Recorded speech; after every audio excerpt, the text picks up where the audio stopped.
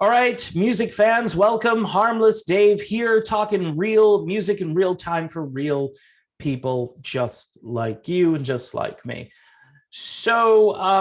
Lindsey Buckingham is out there talking to the Irish Times, saying some very interesting things. It's a very lengthy article, so you might want to check it out yourself because I'm not going to read the whole thing here. I'm just going to present the highlights and then do my typical commentary. By the way, thanks for being here, and all you new patrons, thanks for patronizing the channel. Lindsey Buckingham says, I've known Stevie since I was 16. So I would like to think there's a better way for us to finish up than the way we finished up, he says, not just for Fleetwood Mac and for the legacy, but just for the two of us. To me, that sounds like a pretty bold olive branch. And after about a week or two ago, these two were kind of going back and forth as to who broke up the band. She's claiming, obviously, that she didn't break the band up and that she didn't give an ultimatum. Irving Azoff kind of took her side, and he's the one who made the phone call to Lindsey and said, look, it's either you or her, and she wants you out. And he's managing this band, and he has said, you know, he has sided with her opinion on things for years, which if I'm Lindsey Buckingham at that point, I'm like, really? You know, I'm the guy who produced, arranged, probably did a lot of touch up on some of these songs that weren't complete. Lindsey talks about who's more creative at this stage, who wants to write songs, who's more energetic on stage. You know, if I'm Irving Azoff and I have Lindsey Buckingham in this band, I can sell this band because you've got at least two people in it who are fairly animated. You've got Lindsey and you've got Mick Fleetwood, who's still, behind the drum kit and still seems like he's got a bit of fire in his belly. But the rest of the performers on stage, that's Christine McVie and John McVie and Stevie Nicks, are kind of, going into a different place in their life at this stage. They're getting older, and everybody's getting older. But those three members, I don't think, have the energy or the drive that they used to. And by the way, that's to be expected. So a lot of this back and forth will help Lindsey Buckingham promote his new album, and it will rekindle some interest in the possibility of a Fleetwood Mac reunion, especially with Lindsey saying things like, I'd like to kind of finish up in a better way. He says that after 43 years, meaning the time that he and Nicks have been together, and that's interesting the way he words that, because to me, this does seem like a bad marriage. And even though they were never really married, they were divorced before they got married, basically. It points to something that's far greater, and it's the whole dynamic of their relationship, both on stage and off stage. And this is what keeps people coming back to Fleetwood Mac, in a sense. They want to see the drama. They know that nobody sings like they used to. And I am probably one of the few commentators that is starting to just be honest about what I call geezer rock bands. And Fleetwood Mac is a geezer rock band. They're all geezers, not Geezer Butler. They're just, you know what I'm saying? You could consider me a geezer if you want, but the point is, Lindsey says in this article, they've got to drop keys. Obviously, his voice took a beating during the surgery. He says he's 95% better as far as that goes, but he still has to compensate the way he writes songs. As Billy Joel says, he throws a lot of off-speed stuff, hoping that, the batter, meaning you and I, we're not going to notice, because he can do certain things to kind of mitigate where a note is going to be, and he can drop it here, but it still kind of sounds like it used to sound, even though it doesn't. And this is why when you go see like a Fleetwood Mac tribute band, or any tribute band for that matter, and they've got people who can handle all their various positions in the band, you're going to find that you're going to hear the song the way it was recorded in the original key with the original enthusiasm. That's why I did this video about how, yes, you could replace Stevie Nicks with somebody who can actually hit these notes. The problem is if it's a song that involves everybody else in the band, they can't hit the notes. So you've got to basically revamp the entire lineup. And I'm not suggesting, you could keep the rhythm section, right? Because John McVie doesn't sing, Mick Fleetwood doesn't sing, and they're basically out there just to support the cast of characters. You could probably, Mick Fleetwood probably could do that. You could call it Mick Fleetwood's Fleetwood Mac, just to kind of hone in on the fact that he's there, but it's kind of different, but it's close, or just continue to just call it Fleetwood Mac. There have been some major overhauls in music history. Bad Company, right, replaced Paul Rodgers, and they had a different sound with Brian Howe, but they were still Bad Company. And so you take the moniker, the logo, and you move it forward. Chicago, obviously, another example of that. And there are countless others, really. In the case of Fleetwood Mac, Lindsey could focus more on guitar. Yes, he could add maybe some vocals. Maybe they could shy away from those songs that he actually sang. I don't think he'd really be into that. So I think they would have to accommodate him. The point being, and it's a lengthy point and a tangent, is that the product that you're getting out there isn't the product that you're used to.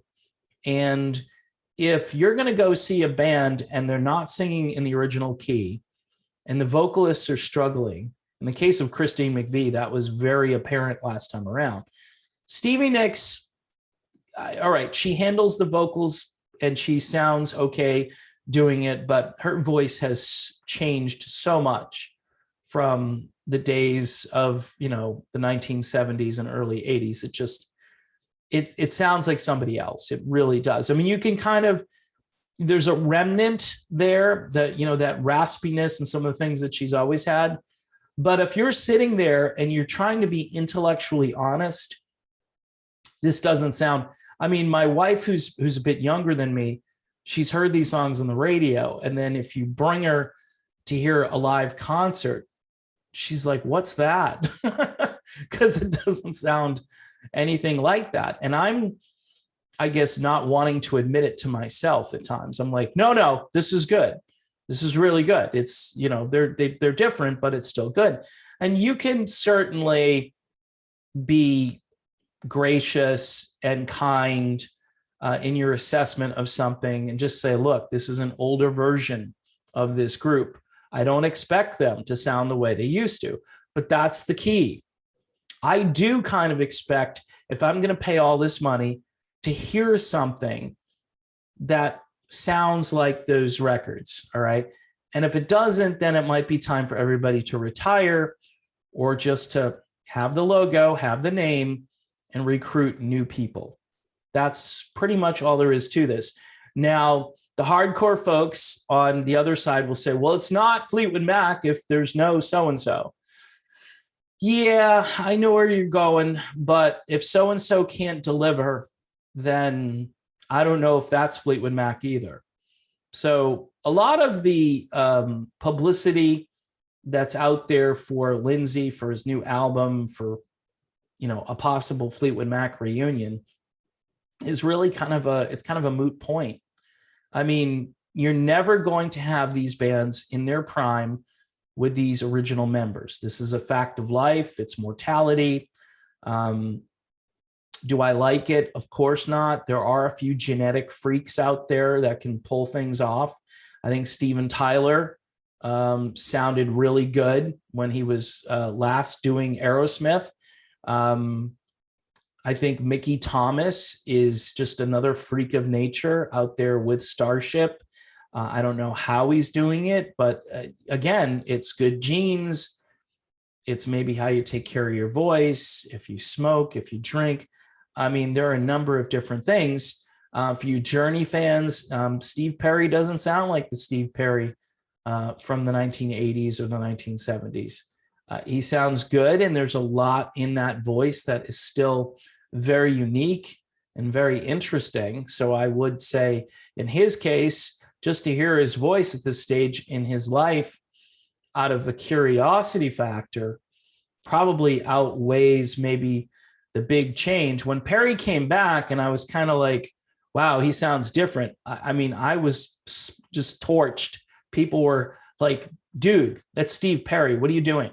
I'm like, he sounds a lot different. And then privately, people were sending me messages saying, you're right, he sounds a lot different. People have to kind of get over the fact that this isn't Steve Perry from 1978. However, is he still interesting as a vocalist? Sure. But this is what people have to come to grips with when they're assessing whether Fleetwood Mac should get back together again. Would this be a good thing? Christine McVie said, I'm getting a bit old. I mean, she was honest. I think she knew the last tour when she was struggling vocally, and she kind of threw her ex-husband under the bus and said, well, he wants to hang out on the boat. He doesn't want to tour.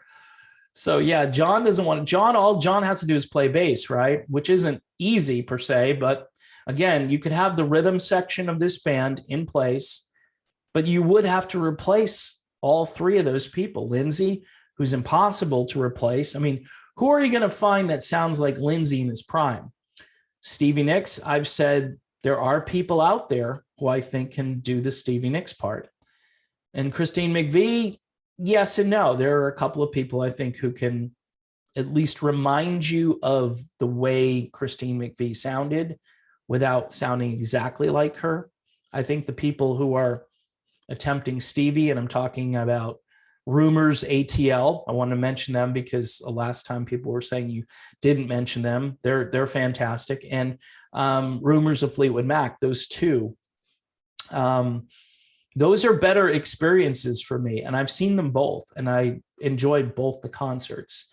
So in any event, folks, long video here just to say that relationships between, different band members are interesting. They keep like the fire burning, the curiosity, the drama.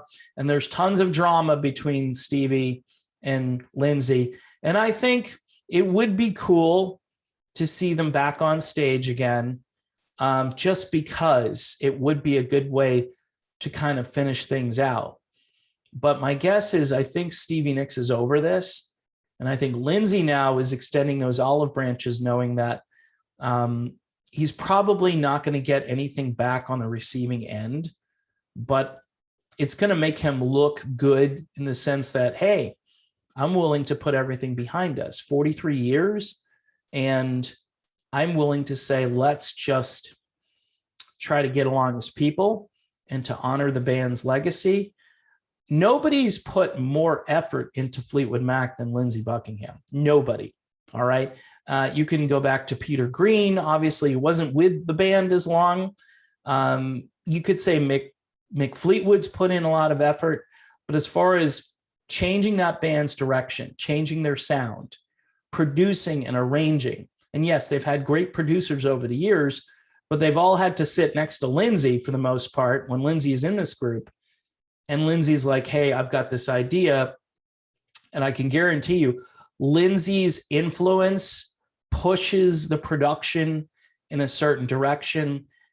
He's responsible for that band having a sound since probably Rumors, but especially on Mirage moving forward, that band had a certain sound, and they still have it. They could still have it. They don't have it with Neil Finn or Mike Campbell. So do they want to keep that sound, or they want to do like an offshoot like they did on Behind the Mask when Lindsey wasn't there? But every album with Lindsey is more distinctive and it's more interesting. And even though, you know, people at Rolling Stone or various publications have said, well, it's good. We don't have to just hear what Lindsey's going to do with this group. When he's not there, then everybody else is able to kind of flourish and be their own thing. But quite honestly, I want to hear the Lindsey version of Fleetwood Mac. Even if you tuned everything down and had everyone sing whatever new songs they were going to create these days, I think like Lindsey's solo album, which so far it sounds like it's going to be great, I could listen to that music because Lindsey has a great ear for production. People have compared him, you know, to like Phil Spector and Brian Wilson, and he's in that category. He's that good. So in any event, we shall see if Lindsey and Stevie get back together again, either with Fleetwood Mac or as people. My guess, don't hold your breath, but that's just my guess. All right, folks, I'm done. Lengthy video. Thanks for watching. Don't forget to subscribe to the channel and hit the bell for notifications, and Patreon. Lots of new patrons coming over. $1 a month, $2 a month, whatever you can afford. I appreciate it. And again, thank you for being here.